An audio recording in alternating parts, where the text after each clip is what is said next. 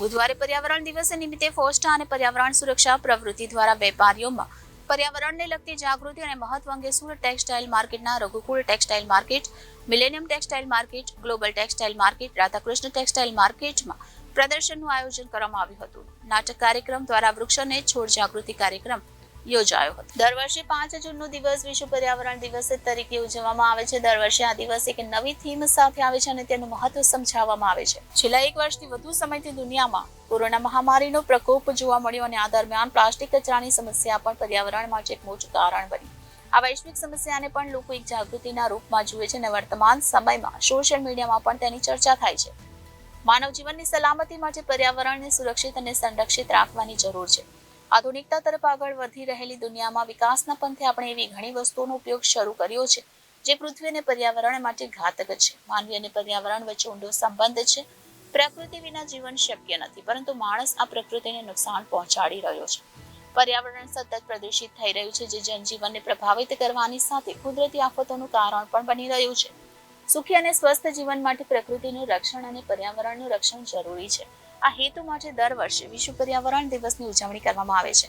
લોકોને પર્યાવરણ વિશે જાગૃત કરવામાં આવે છે અને પર્યાવરણની જાળવણી માટે પ્રોત્સાહિત કરવામાં આવે છે. ત્યારે સમગ્ર વિશ્વમાં 5 જૂને વિશ્વ પર્યાવરણ દિવસ તરીકે ઉજવવામાં આવે છે. ખાસ તો આ દિવસે પર્યાવરણીય સંરક્ષણને પ્રોત્સાહિત કરવા માટે ઉજવવામાં આવે છે. યુનાઇટેડ નેશન્સના જણાવ્યા અનુસાર આ દિવસની ઉજવણી પર્યાવરણને બચાવવા અને વધારવામાં વ્યક્તિઓ, સાહસો અને સમુદાયો દ્વારા ચોક્કસ અભિપ્રાય અને જવાબદાર વર્તન માટેનું આદાન પ્રદાન કરવાની તક પૂરી પાડે છે.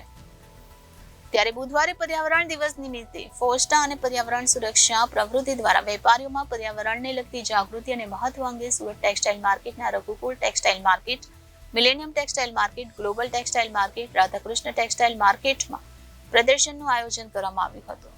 નાટક કાર્યક્રમ દ્વારા વૃક્ષોને છોડ જાગૃતિ કાર્યક્રમ યોજાયો હતો.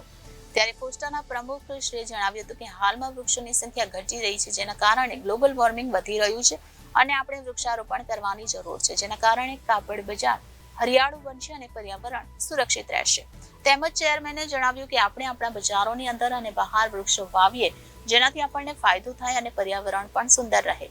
આપણે બધાએ કોરોનાના સમયગાળા દરમિયાન ઓક્સિજનનો અભાવ જોયો છે. ઓક્સિજનનું બીજું નામ પ્રાણવાયુ છે. જો પ્રાણવાયુનું સ્તર તમારા બજાર વિસ્તાર કે સંસ્થામાં સારું રહેશે તો તે તમારા સ્વાસ્થ્ય અને માનસિક વિકાસ તરફ દોરી જશે.